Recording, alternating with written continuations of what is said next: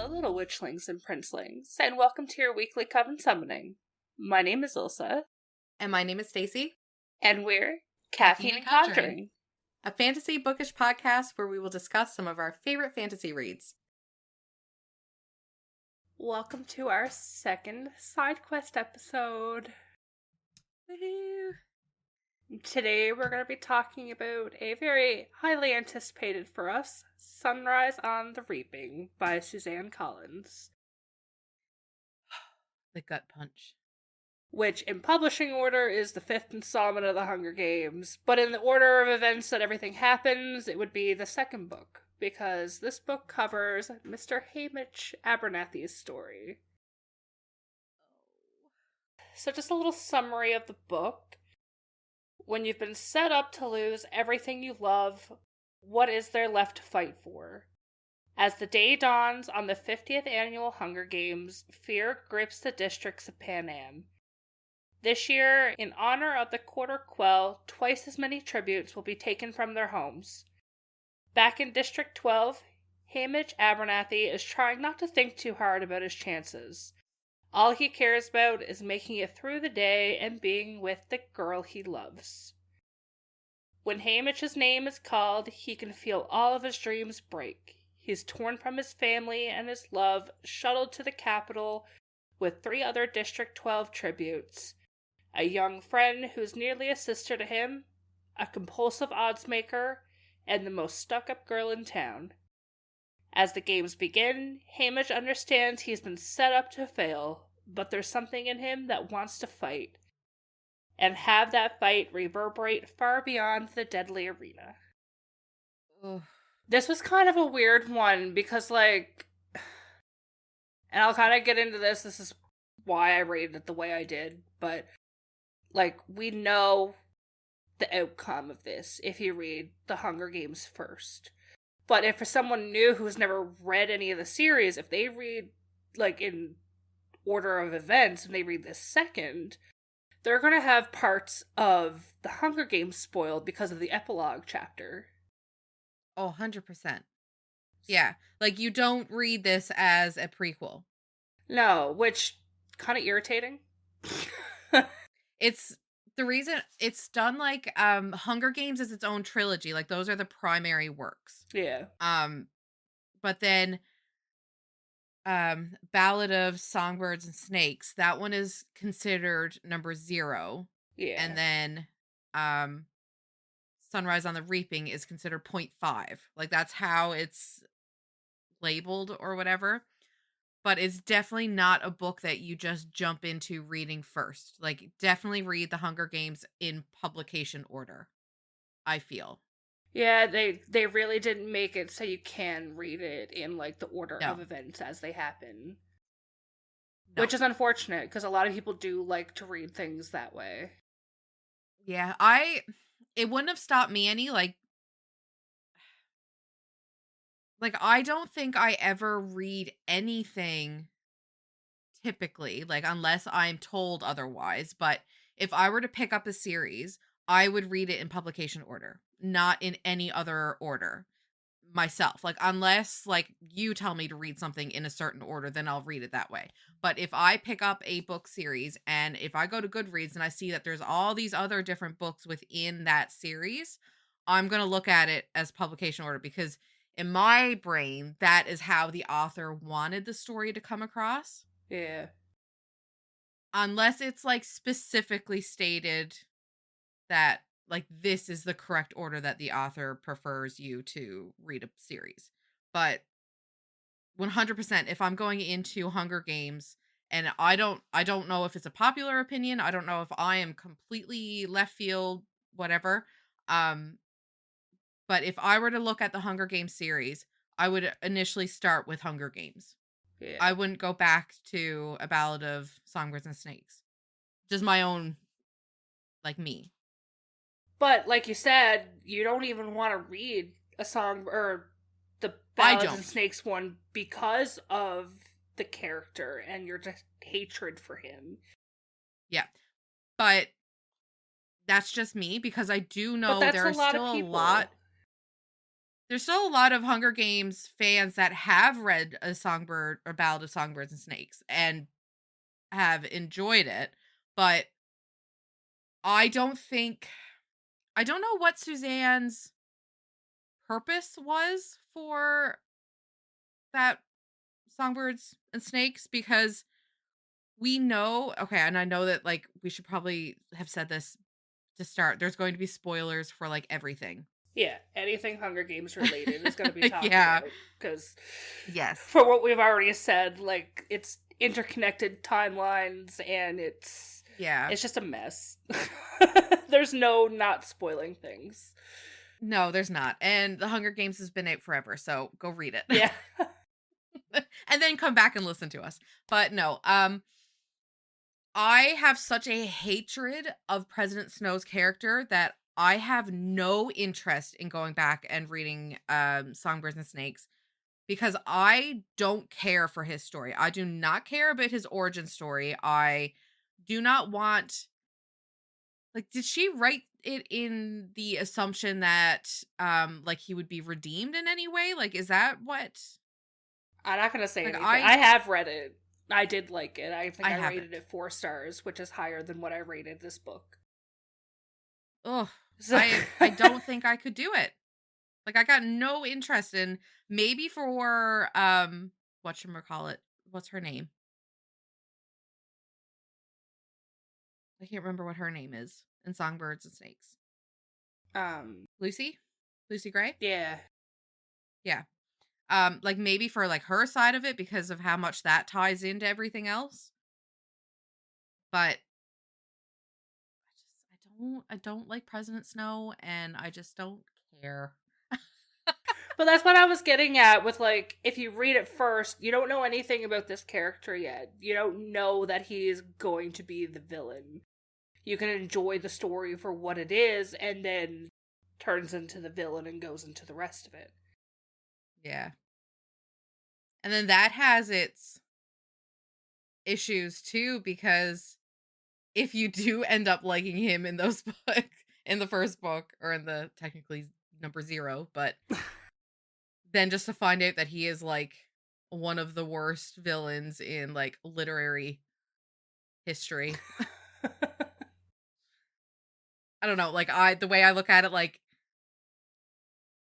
it's like going back and reading like Hitler's history and being like, oh, this makes for a really good book. Like, I don't know. Anyways, that's not even the book. That's not the book we're supposed to be talking about. It's all interconnected. Yes, fair enough.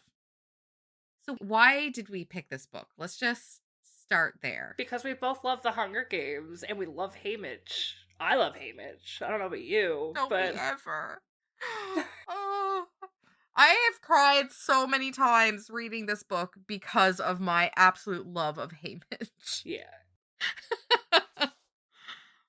What did you rate this book? I know it's not like in our order of things, but I kind of want to get into talking about the rating before I talk about the next couple things. 5 stars. Like, I adored this book. You can say as much negativity as you want. I am firm on my 5 star, and I thought that this was absolute gold. Are we gonna fight? So I only just posted my rating, I think it was yesterday, because I was waiting until closer to, because I knew my rating wasn't great. Yeah. But in that time, it did go up from a 2 to a 3 before I actually posted it. And I did see the 3. The next thing you have here about asking what were the expectations going into the book, the expectations is where the book lost me. Oh. Because we know the results of Haymitch's game. I would have rather seen bits and pieces of his games in, like, memories or nightmares, or I wanted to see him, like, once he started having to be a mentor, and, like, his progression into being his drunk self, because in this book, he's sober. Before the games, he's sober. I wanted to see the turmoil after the games and how it affected him. we've seen the games twice already. We know what happens in the games. Everybody dies. I feel like it would have just been a rehash of his character in the Hunger Games. Like, if we got that, it would have just been his character at the start of the Hunger Games. I feel like there was so much that would have happened from like when he ended the Hunger Games though to when he was like at the rock bottom that he was at. Because yeah, he Was went there through. though? Because I think like it literally ends like the book before like the epilogue, but like the book ended with like spoiler where everybody died and he was just like drinking. Like I think like Yeah, I don't know. obviously he's gonna start that at that point, but like that's 25 years in between. That's 25 years he's mentoring and having to send off people from his hometown that he knows into the games and on his birthday. exactly. Like even if the book was like half and half, if it was like half those 25 years and then half flashbacks to the games or nightmares, however, like I wanted more of after as opposed to just like That's fair. beating my heart out seeing everyone he loves dies. Like I think I'm opposite of that. Like I am very happy with the way, obviously happy, I shouldn't say happy, but um I liked getting this side of Haymitch. I liked how much we get of what Haymitch could have been. yeah. Like I mean, we're met with Haymitch. It wakes up. It's literally his birthday. Like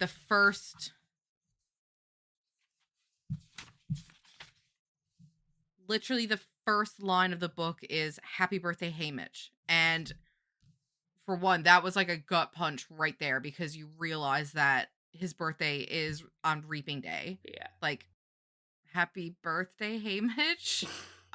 But right from the first page up until like he actually like gets, sent off or whatever, we really get a look into what he was like as just Haymitch. Like he was against drink, well, not against drink, but he didn't drink. Yeah. He was selling the alcohol that they were making. He had a girl that he loved wholeheartedly, and then just like watching everything just get ripped from him. Yes, it was absolutely heartbreaking. Oh, absolutely. Like as Like, bad as my rating was and the issues that I had, like it still sucker punched me multiple times. Like I cried multiple times reading this book. Yeah. But I feel like we needed a lot of that to understand him in like the Hunger Games, the trilogy, like the main trilogy. And yeah, I hate how much was taken from him. Yeah. But so we know that in this book it's set 24 years before the first novel.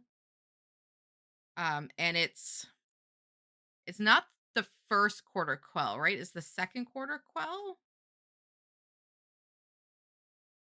Yeah. The 50th. Right, the 50th Hunger Games. Okay, so your expectations going into this book was like a lot higher than what you got. Is that how you feel? Yeah, like I definitely wanted more from it than just his games. Yeah. And did that change at all like as you were going through the first few chapters, or I really liked the first half of the book. Like I liked seeing what we didn't know. yeah. But like I said, once we got to the games, it just felt like rinse and repeat of the Hunger Games. Like, obviously, he went through the games; it's going to be somewhat the same. But I'd rather it focus on other stuff for him. But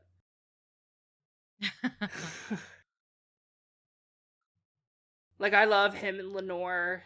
The whole jube thing or whatever it was. The jelly beans, jubes. Jelly beans? The candy. Yeah. Yeah. Even though that also has a grim end, but Yeah. Yeah, I like all those little details. And there were a lot of like similarities between Haymitch and Katniss. Yeah. Like if you look at them, like there are so many parallels. It's like they're an echo of each other. And that was so fun to read because like loving Katniss's character and loving Haymitch's and seeing how different they are in the Hunger Games, but seeing how like their stories just basically run parallel. Like they both like Haymitch had Luella, um, and Katniss had Rue as their like little under their wing sort of thing.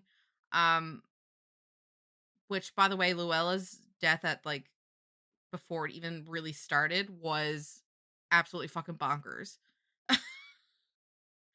How she just like she gets thrown off the horse chariot thing Yeah. and her skull is just like cracked open on the pavement. I was just like, what the hell? Like this like I'm pretty sure that this must be like a more important character than just to have her die right here right now. And of course it was. We get some fun little um capital play thing going on when they send in that like was it District 11? Yeah. Yeah, yeah. Fuck man, that killed me. Like when they found out that it was another child. Um Another question that's not really like on our like thing on our itinerary. How did you feel about all of the people that were from the Hunger Games like It being felt dropped too into it? forced. Yeah. It felt forced and some of it didn't make sense. And I was looking at reviews like when I posted mine and a lot of people made the comment like it felt more like Wattpad fan fiction than one of her Yeah. other books, and I definitely felt that as well. I could see that about like with Megs being there and like Beatty and Wirus. Like it felt like there were way too many familiar people being thrown at us that it was almost more like it was done just for fanfare. Yeah.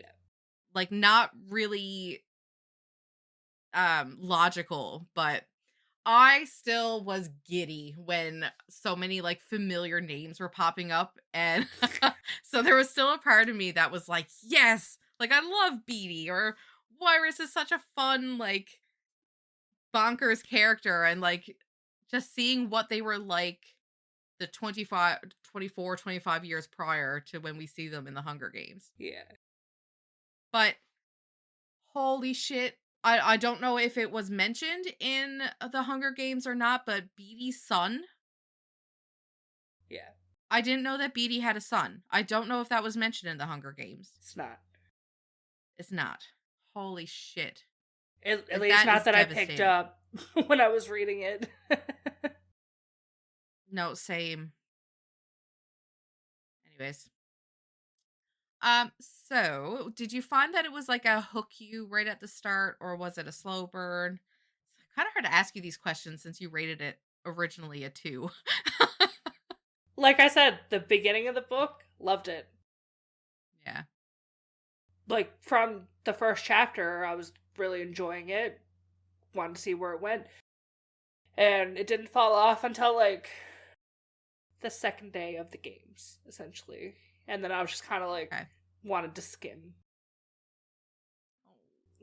Oh no. How about you? Were you hooked right away? Oh, right from the start. I literally like I can't really say anything bad about this book. I was hooked from the start and it was hard for me to pace it because I was trying not to read it too quick and too fast so that it wasn't just all gone out of my memory Yeah. by the time we recorded. failed miserably because I finished it far too quick. But yeah, it definitely hooked me right from the start. And again, a lot of that was because I just wanted to know more about Haymitch, what he was like before. We already knew that he was going to have the most heartbreaking end to the book. We knew where it was going, but yeah. I just wanted to know where it all came from. I really need you to read the Zero now. I don't know. I don't know if I can. Like, I have such a hatred of snow that like I don't know if I'd be able to get into it.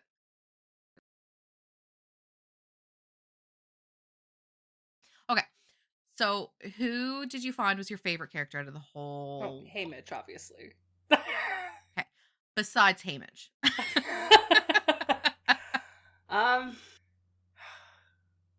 Honestly, I really liked Effie. Like seeing how different she was compared to the Hunger Games. Oh yeah, that was fun when she was brought into it. Yeah.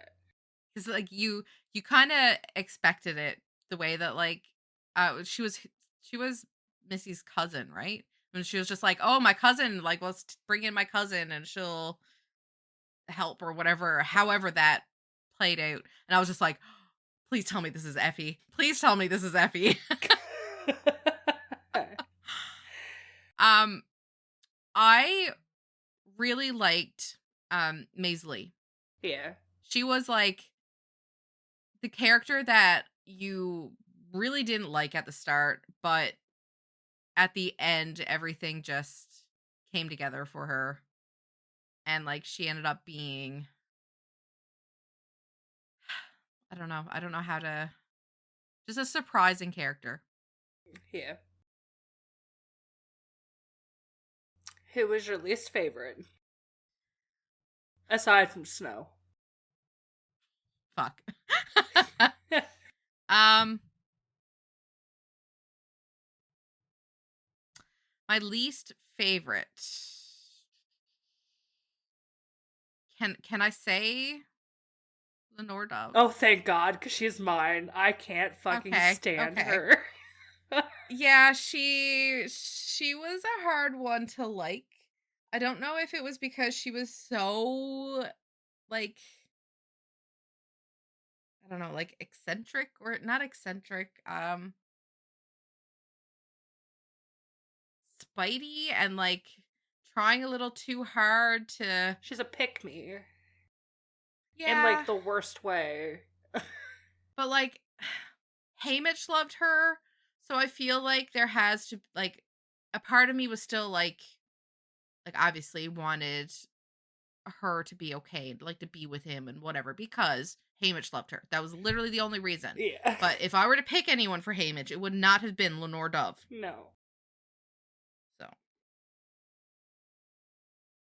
Yeah, and I don't like how it was basically, and I don't know if people are going to get mad at me for saying it, but it was her fucking fault. Yeah. That Haymitch got reaped. Well, however you want to put that, because he technically wasn't reaped. Yeah. Yeah.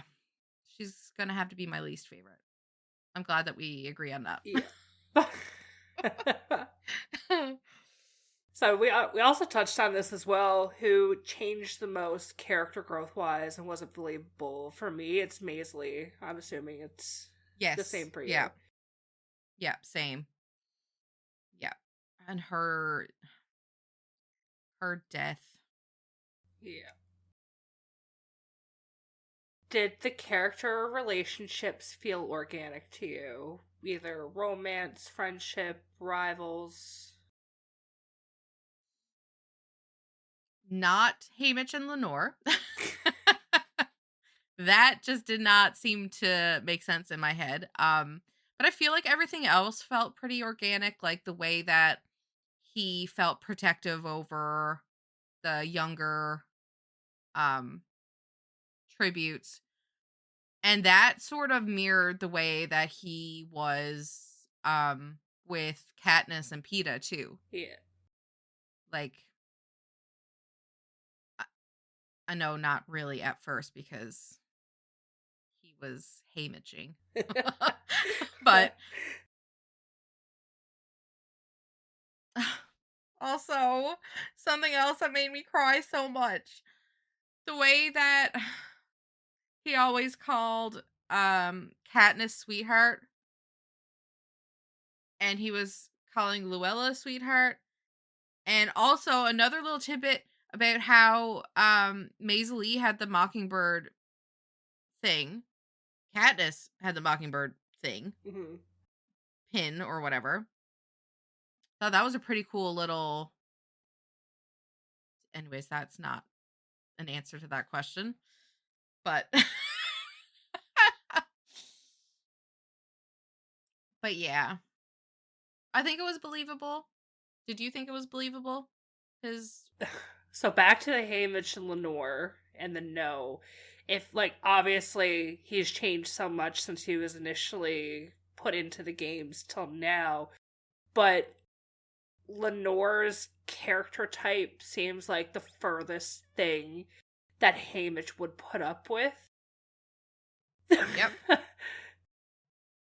Yep. Like, if he met someone with that personality the way he is now, he would want to put them in the games to get rid of them. Yeah. Yeah, I agree. And the singing. All the damn singing. I don't know why, but I find that I dislike singing in books. Like when characters are like super musical or something. I don't know. Like there's been one exception to that rule for me, and that's The Hobbit. When they do all of their Hobbit songs, I love those, but in general, yes. I hate songs in books. Yeah. Very side note on our side quest. Did you read I Died on a Tuesday After? Not yet. Okay. The very end of the book has like this song that like the lyrics wrote out for the song. That's not a spoiler for anything. I'm not like saying what it is or anything, but it's like it was written by a 5-year-old. Oh fuck. So like stuff like, and I don't know if that's just me, but like I just find it so cringy when stuff is done like that. So there were certain parts of this book with her and like just all, I don't know, musical stuff and her singing, and I was just like, could do without that. Yeah. But yeah. This is probably gonna be hard for both of us to answer because it's been a bit since we've finished the book, but was there any standout moments for the characters for you? I got real bad secondhand embarrassment when Lenore, like he sees Lenore on the train and she's just like out in like the wilderness on a hill or something and she's just screaming. Yeah. That stood out to me. I was just like, I mean, it was nice, like what he said or whatever, like about how like, hold on, let me get up the quote for it. I don't know if it was that part or not, but where like basically they say they will not use my tears for their entertainment. And that like it was just for them. But I don't know, like that stood out to me as like a super cringy moment, and I don't know if it was, obviously it was supposed to have more of an impact, but it just didn't have an impact on me like it was meant to.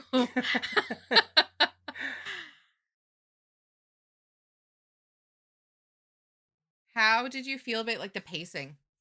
Was that action packed or was it too slow or was it just right?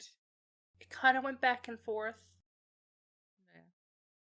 Like it would be moving along pretty quick, and then the interviews and the prep for the game start and everything went super slow. And then it sped up, and then there's 5 tributes left, and everything dropped again until the end. I felt like it kept up for me. Like I didn't find any part slow. Like I feel like the pace kept up. Were there any plot twists that shocked you? Or did anything feel like Not predictable? really. Actually, the girl coming back, like when they, Luella? yeah, when they brought her back Yes. as District 11, wherever she's actually from. When Yeah. she came back, I was just like, what the fuck, are they serious? Yeah. That part, like, really, yeah, it did really surprise me because I was not expecting it. And it was really putting me in mind of when the Capitol was, when PETA was with the Capitol Yeah. and they were, like, torturing them and stuff. Yeah. It just really put me in mind of that. And, oh, Yeah, because they used the because the way tracker that, like, jacker her, venom and, like, brainwash you into thinking X, Y, and Z. yeah. Yep, and the way that, like, she kept, like her ear was hurting her every time that, like, she started to like kind of indicate who she was or who she wasn't, like that sort of. Yeah. Oh, Honestly, I was glad when she died because it was like the end of suffering for her. yeah. Yeah, because the way that she died was Hamish was trying to protect her from all the insidious alluring poisonous fruits and water in the arena. She recognized a bee balm healing plant, and it obviously reminded her of something from her home in District 11. She happily dives into it, crushing handfuls of the leaves and burying her face in the red blossoms, and then moments later she convulses, turning blue and bleeding out. Yeah. At least right before her death, she had that moment of home. Ugh, gutted. Yeah. I'll ask you this one because I have nothing nice to say, but did the plot feel original or did it borrow heavy from tropes and did you care? So obviously it's there's no way it's going to be like original because it's just another Hunger Games. Um so there's going to be a lot of that mirroring of other Hunger Games. Um and I mean it's a dystopian YA novel. They all have so many similarities. You know, like when it comes to like districts or um like political things, like just they all borrow from each other. So I don't think there's any way to say like it's original. Yeah. I don't think. Um I didn't care. Like I'm pretty sure they could literally write every single Hunger Games as a novel and I would still read it and probably still enjoy it. Yeah, I don't mind the reuse of like the district thing or like we've seen that with Quicksilver, that it was very Hunger Games like in terms of the Oh districts yeah. and the layout. Yeah. That I don't mind, but especially like for the same author doing another book in her series, because like you look at the Hunger Games 1 and 2, yes, both still have games, but obviously something happens in the second one that makes it so different from the first one still. Mhm.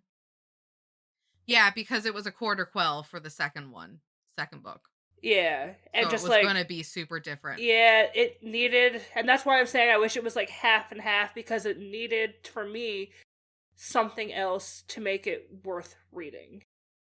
Yeah. Because if you're sticking to the same, like if they wrote the 75 different Hunger Games, the only way I would ever consider reading any of them is if other big stuff was happening. Like I could not sit there and read that over and over. You know, one person's gonna live, the rest of them are gonna die. There's gonna be alliances. There's gonna be enemies. I need something different. Yeah, that's fair. That's fair. Even if it was something as simple as like, and yes, it was, but not like the layout of the games. Like, it was very foresty, and the berries were poisonous. There was insects that swarmed and killed. Like, give us something different. Mm-hmm. Give us desert plains and I don't know. I need more. Yeah, like if they made a movie for Sunrise on the Reaping, they could literally reuse the exact same set from the Hunger Games 1 and you wouldn't notice. Yeah. Yeah. Literally just Like the second, like the Mockingjay one was, where it was like the clock. yeah, each Yeah. section had something different, even if it was very green and telling, but like the different elements in each one just gave it Yeah. something. Yeah, I completely agree that the arena definitely could have used some work. I thought now this kind of leads into the next question because the next question was your favorite scene or moment from the book. I really liked the part where he breaks out through whatever the mess was, like the thorns and everything, like he was like getting out through it, and he's like at the force field or whatever it is that like when you throw something at it, it bounce back or ricocheted. Um, that was interesting to me because, like, for one, like I can't picture it, so I had to rely on the description, but it sounded really cool. And the favorite scene being when what who was it? Hold on. Is it when he won? When Yeah, he, when Silka, yeah, yeah, chases Haymitch through, and her axe, like she flings her axe, and it like rebounds off the force field like a yeah. boomerang, and just takes her out.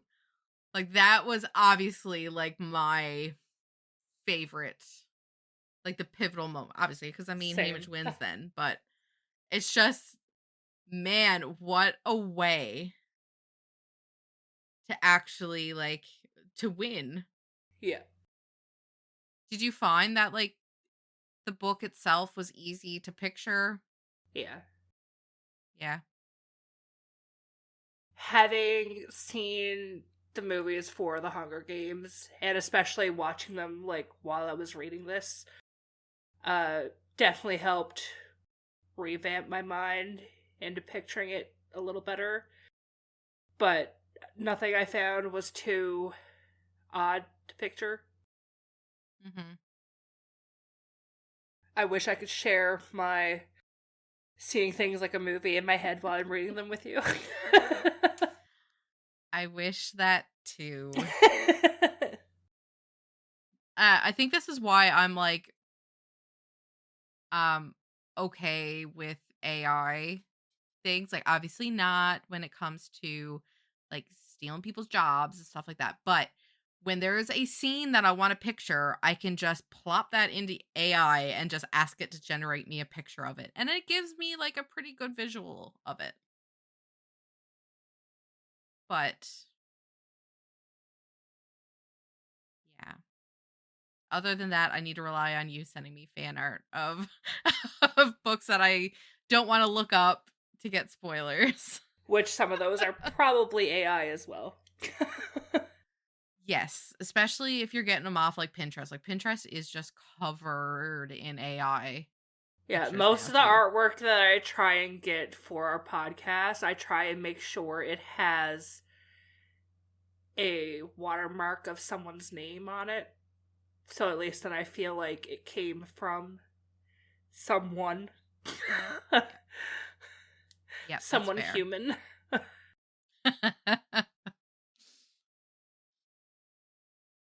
Uh, was there any unique world building elements that you loved? Creatures, politics, landscapes? I mean the mutts are pretty cool, like the mutations. Like I as I mean, I know that they're not good, but they're pretty neat whenever they bring them in, the Hunger Games. I didn't find that, like, this book had any interesting ones, though. Like, in the first Hunger Games, the Mutts had, like, the eyes of the fallen contestants at the end when they were going after Katniss, Peeta, and Cato. But in That this was one, the so, like, Mutts didn't eerie. have, like, too much uniqueness. Like, nothing that I was like, ooh, that's really cool. Yeah, like, pretty much they had their target and they, like, went after it. Yeah. Like, that was sucked, but again, like, pretty neat. Um, what about you? Was there anything, like, unique in the world building? There wasn't a whole lot unique about this book. No. No. Unfortunately. I, like, and going back to my expectations were high because I wanted cool mutts like that or cool aspects brought in, and it felt very rushed and not well thought out in terms of making it a little bit different. Yeah. What themes stood out to you in the book? I mean, there's a lot, but what stood out the most to you? Grief. Literal Yep, grief. All the time. that's fair. Yeah, grief and power. It's like the districts versus the capital. Yeah, for sure. I found one of the that like really stuck out to me was how the Capitol manipulated media. Yeah. Like right from the reaping itself, it is um brought to our attention that they are doing some heavy editing of what they're showing at the Capitol and the other districts because they like straight up have to re-record. The reaping. Yeah, and like staging like family members to like be saying goodbye and stuff like that. Like there was so much manipulation to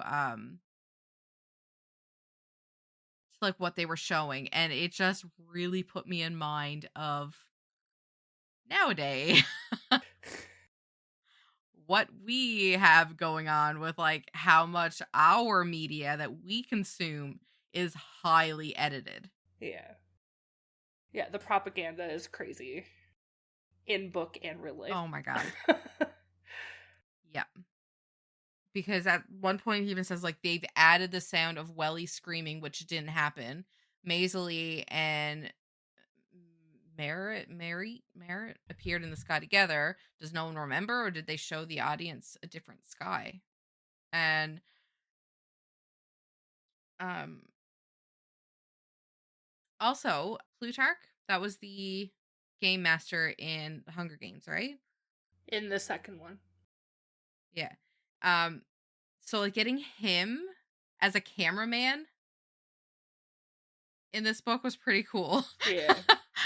and um and you get more of him being like a rebel or whatever in It's this book. wild that he becomes, like, the person in charge at the end. Yeah. Was wild. Master manipulator. But, like, I forgot how much I liked the Mockingjay and stuff. But, like, when Katniss goes to shoot President Snow, but she shoots Missy. Oh, yes. Yes. Yeah. Yes. So good. I mean, he just dies anyways, but But he dies amazingly because he doesn't just get that quick death with the arrow, nope. like, right on its mark. He suffers. He gets all the district ripping him to shreds, and it's beautiful. Yeah, I think we get pretty well like every theme possible in this book because you've got like the grief Yeah. um like literally every example you can think of: power, loyalty, corruption, manipulation, power and propaganda, grief and memory, resistance. Yeah. Did it make you think differently about anything? Not really. It made me see Haymitch different. Like, knowing where he came from and like what happened, and like my like what I think of him in the Hunger Games trilogy now. Because like when we started that, like he just seemed like he was absolutely broken or like bitter, just like a shell of a person. But after reading this, it's just like he's more so now like someone who chose to live despite all the pain that he had. I don't know, I don't see him as like a broken person anymore. Yeah. Still broken, but secretly just like waiting to be reunited with his love. He can have her.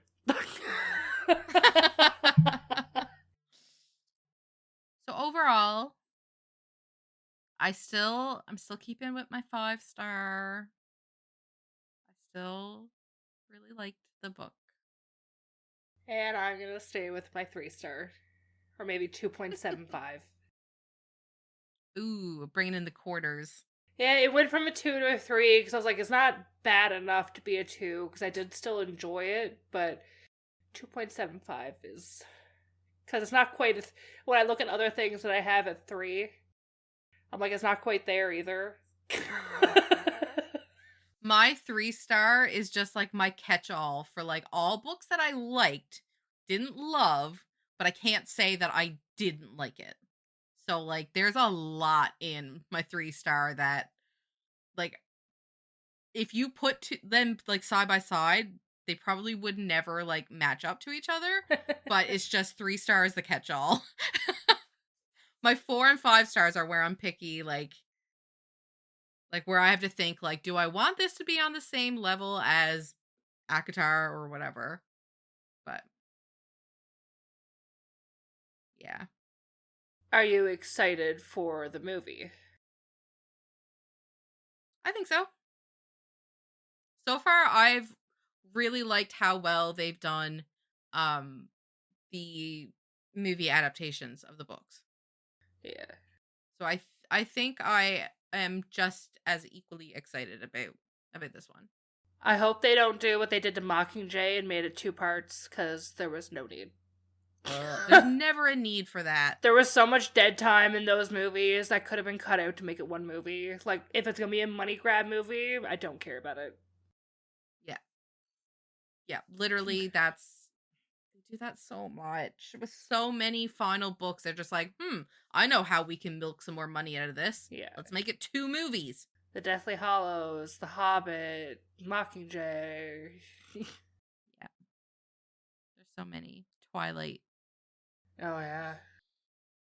Breaking Dawn did not need to be 2. No. But yeah. So, would you recommend the book? And if so, to who? Yes, I would to anybody who likes the YA dystopian, especially Hunger Games fans. I would. I know you probably wouldn't, but I would. I'd recommend it to people who are going to read The Hunger Games because it just fits that little bit of extra. Like, is it bad that I'd say I recommend reading the book up until they hit the games and skip to the end? I think there was still a little bit of important information in between. Maybe a little. So I kind of recommend it.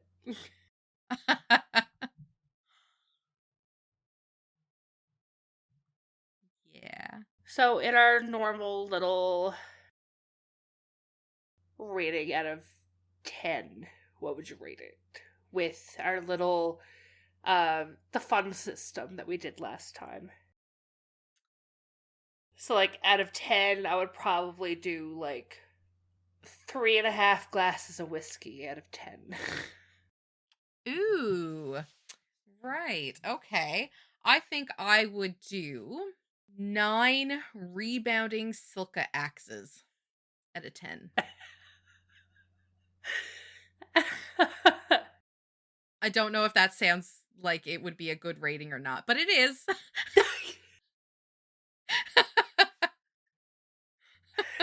Love it.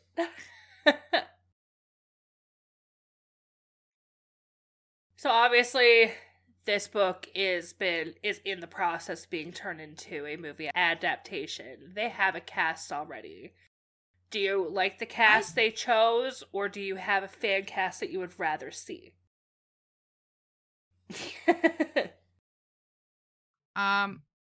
Okay. No to Joseph Zada. I mean, it's not terrible. Okay, so if you don't like him, who would you like to see as Haymitch? Woody Harrelson aged down. Well, yes. What do you want from me? That's who I want. Okay. Seeing a picture of him next to Woody Harrelson in The Hunger Games. Okay. It's okay. It works. I think I could be okay with that. I like what's his name? Damien Hardung. These are out of fan casts that I've seen online, but he definitely Oh, he has such a sweet face. right. Yeah. But he's got that like kind of same similar jaw shape as to the original actor. Joseph Zada does not have that like boxy jaw shape. No. His is very narrow. I love Elle Fanning as Effie Trinket. Yes. Love Perfection. That. Also, Jesse Plemons to play Plutarch. Yes, I do. That's on my list as well. I just couldn't remember his name. Yeah. Like perfect. And Kieran Culkin playing Caesar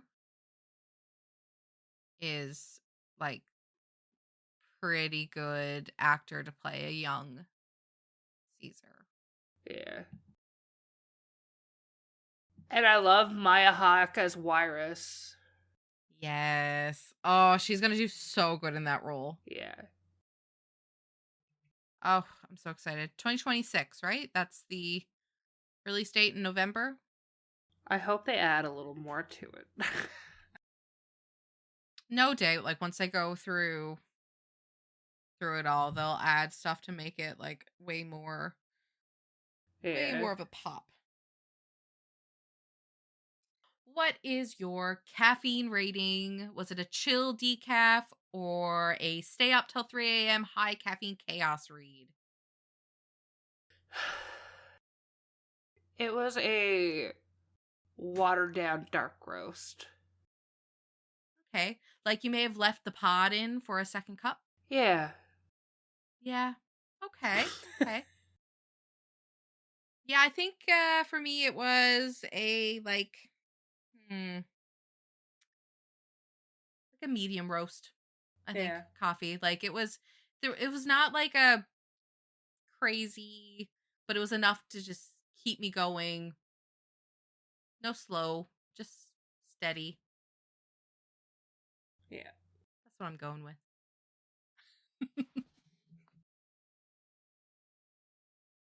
So, at the end of our side quest episodes, we like to give a little or a very vague hint of what our next side quest mission will be. And we're very excited for our next one. I think one of us more than the other. No, I think we're both. One of us has already read it but can't wait to reread it again. But your hint, aside from that you can look through my Goodreads and take a guess, but it is my favorite book boyfriend of all time. And I cannot wait to talk about it.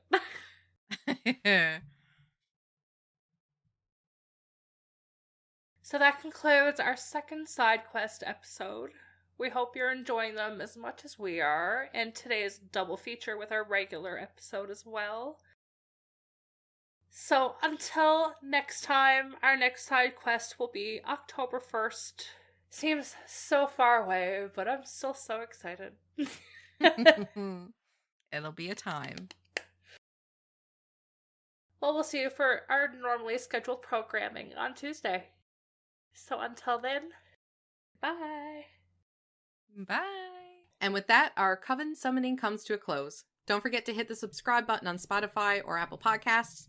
And follow Caffeine and Conjuring on Instagram and TikTok to stay up to date on our journey through Throne of Glass.